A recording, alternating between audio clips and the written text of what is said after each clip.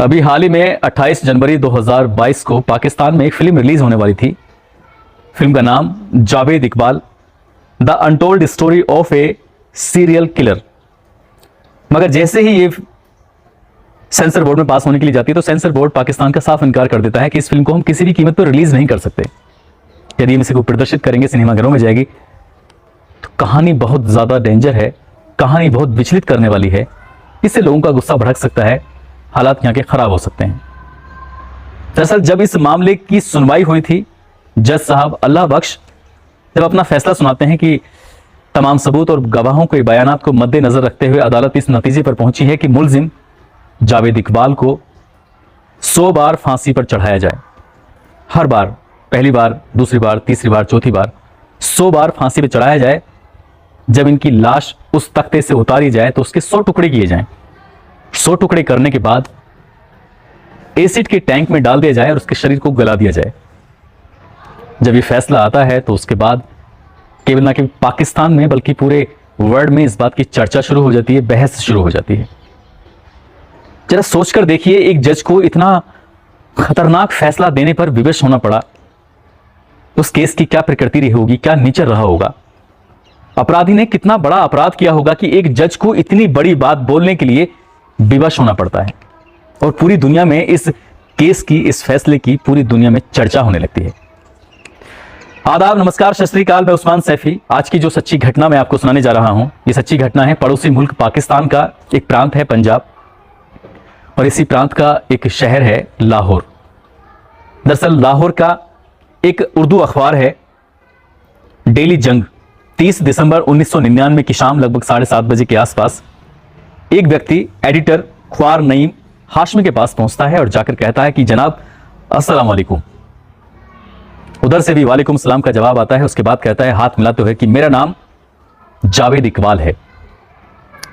नाम जैसे ही वो लेता है जावेद इकबाल का, ख्वार नईम हाशमी की सांसें खोने लगती हैं। वो जल्दी जल्दी सांसें लेने लगते हैं। ऐसा लगता था उन्हें देख के जैसे कि शायद उनके प्राण जल्दी से निकलने वाले हैं। ये वाकया, ये नजारा, ये दृश्य वो अकेले नहीं देख रहे थे, वहीं पास में खड़े हुए रिपोर्टर भी देख रहे थे। उनकी उघड़ती सांसों को देखकर पास में खड़ा हुआ व्यक्ति भी डरने लगता है, घबराने लगता है। कितनी डरने वाली बात थी। वो डरते हुए लड़खड़ाती जुबान से कहते हैं कि जावेद इकबाल, क्या आप वही हैं जिन्होंने अभी दिसंबर के प्रथम सप्ताह में यानी कि 5 या 6 दिसंबर के आसपास एक मुझे पत्र लिखा था? हाँ, मैं वही जावेद इकबाल हूं जिन्होंने आपको पत्र लिखा था।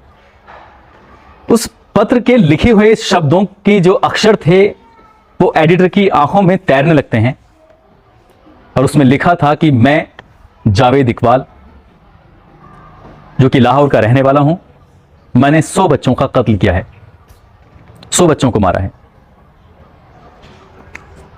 यही लेटर उसने पुलिस को भेजा था। पुलिस ने इस लेटर को गंभीरता से नहीं लिया था, बल्कि लेटर लिखने से पहले यह व्यक्ति सीधा पुलिस के पास जाकर कहता है कि मैंने 100 बच्चों का कत्ल किया है। तो इसे पागल समझकर थाने से भगा देते हैं कि यहां से भाग जाओ, यहां पागलों की कोई जरूरत नहीं है। उम्र रही होगी इसकी लगभग 43-44 साल के आसपास। पहनावे से ठीक ठाक लग रहा है, चश्मा लगा हुआ है, अच्छे कपड़े पहनता है, बड़े घर का व्यक्ति है।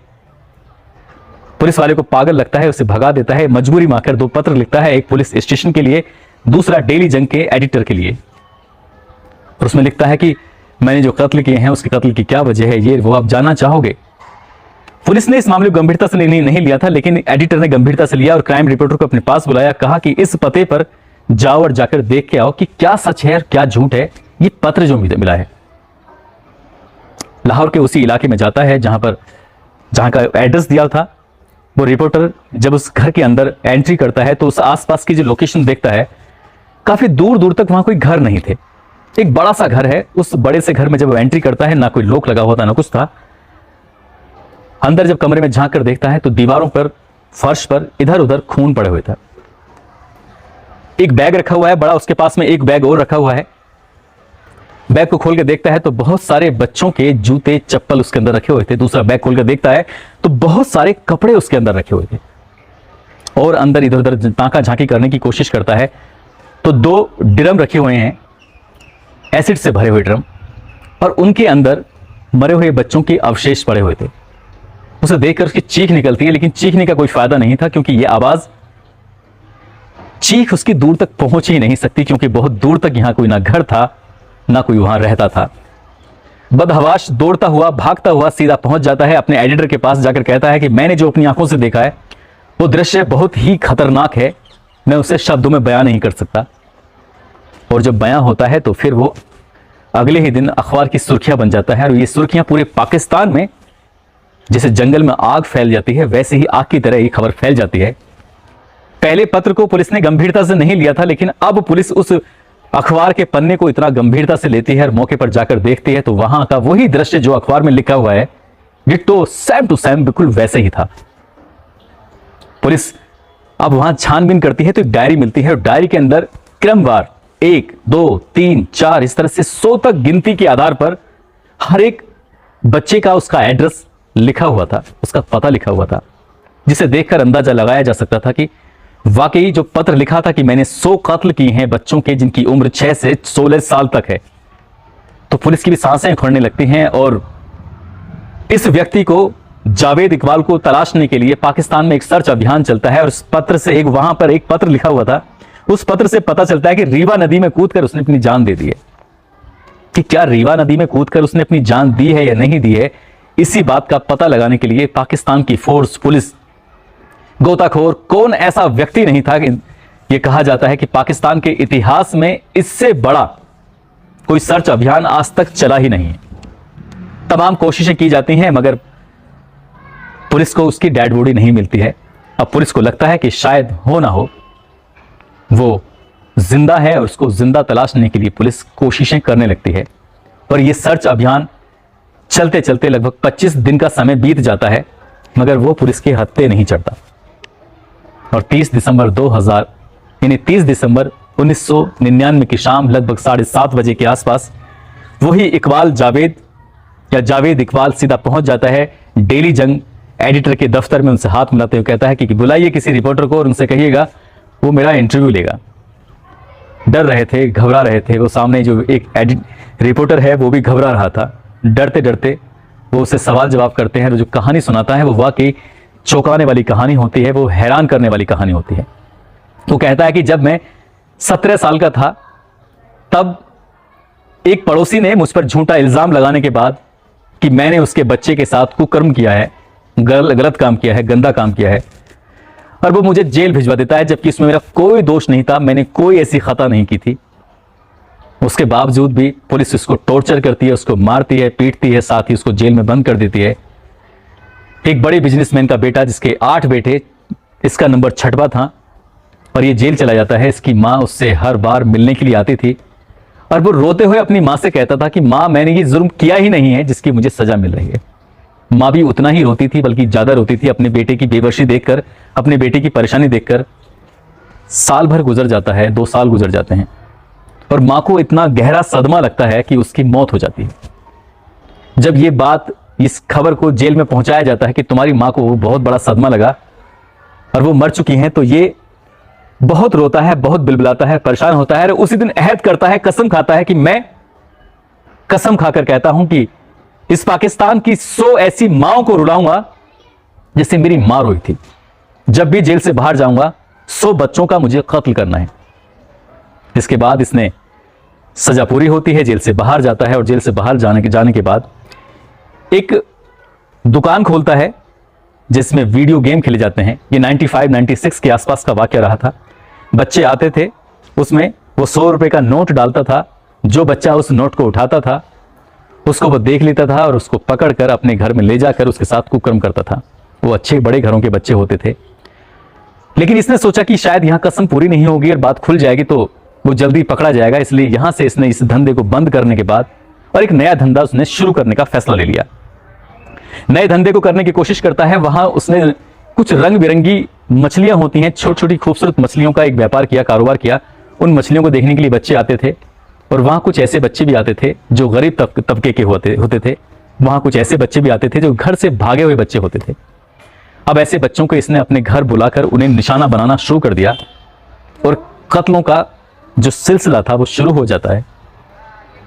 बच्चे को बुलाता था, उसके साथ कुकर्म करता था, उसके बाद फिर एक लोहे की जंजीर से उस बच्चे के गले को दबाता था, उसके 100 टुकड़े करने के बाद एसिड के बड़े बड़े ड्रम में उसको डाल देता था। कुछ टाइम के बाद जो अवशेष बचते थे उनको रीवा नदी में फेंक दिया करता था। यह सिलसिला चलता रहा चलता रहा चलता रहा, वक्त बीतता रहा और जिस दिन उसके 100 कत्ल पूरे हो जाते हैं तो डायरी में हर कत्ल को, हर बच्चे के नाम को, हर उसके पते को वो मेंशन करता था कि आज मैंने इसको मारा है।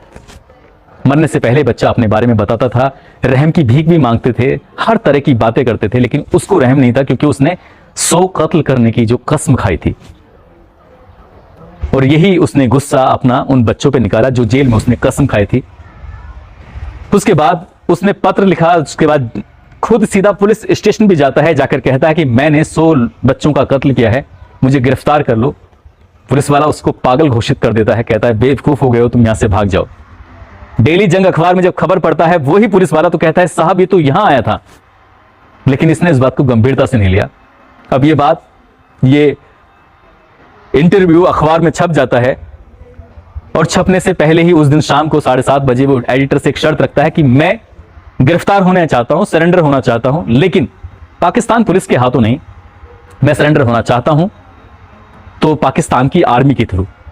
पाकिस्तान की आर्मी के 20 जवान जो आसपास के थे उन्हें बुलाया जाता है और इसको गिरफ्तार करके जेल में भेज दिया जाता है। इस केस की सुनवाई चल रही थी, जज अल्लाह बख्श इसकी सुनवाई कर रहे थे और वो कहते हैं कि इस व्यक्ति को, इस आरोपी को, इस कातिल को, इस मुलजिम को फांसी की सजा दी जाती है, वो भी एक बार नहीं 100 बार। जब पहली बार फांसी की सजा पूरी हो जाए, फिर दूसरी बार दी जाए, फिर तीसरी बार दी जाए, यानी कि मरे हुए आदमी को भी लगातार फांसी दी जाए।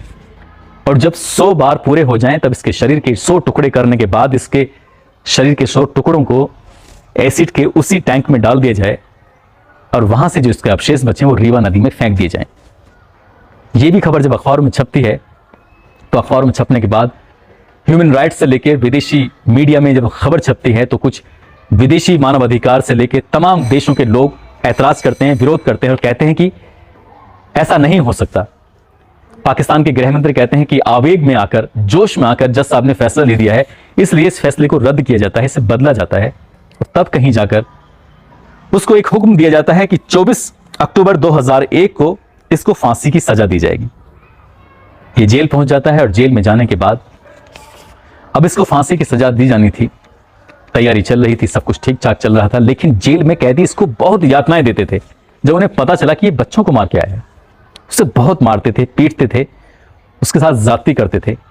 और वो अकेला नहीं था, उसके साथ 4 साथी बताए जा रहे थे, कुल मिला के 4 साथी। एक से पूछताछ करते हैं तो उसने खुदकुशी कर ली थी, उसमें पुलिस स्टेशन में खिड़की से कूदकर वो मर जाता है। एक शायद बीमारी से मर जाता है, दूसरा साथी बचता है। 2 साथी जेल में थे, लखपत जेल में, वहीं इनको फांसी दी जानी थी। लखपत कोर्ट में ही इनको सजा सुनाई गई थी।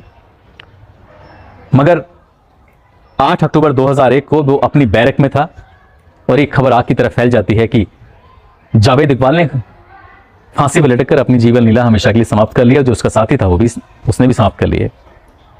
डॉक्टरों ने जांच की तो शरीर नीला पड़ा हुआ था, उससे पता चला कि इनको जहर दिया गया था, फिर उसको लटका दिया गया था। हालांकि पाकिस्तान की सरकार ने उस जेल के कर्मचारियों को सस्पेंड कर दिया था। मामला काफ़ी हाईलाइट रहा। अभी हाल ही में इसमें एक पूरी फिल्म तैयार की गई और 28 अक्टूबर 2022 को इस फिल्म को रिलीज़ किया जाना था।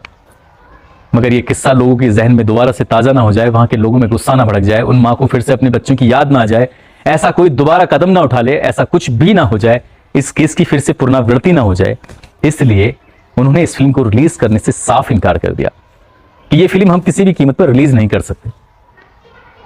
जज से लेकर हर इंसान जो भी इस कहानी के बारे में, इस किस्से के बारे में सुनता है, वो हैरान रह जाता है, परेशान हो जाता है। वाकई झकझोरने वाली कहानी है। इस सच्ची कहानी ने वाकई पाकिस्तान को आज तक हिला के रख दिया है।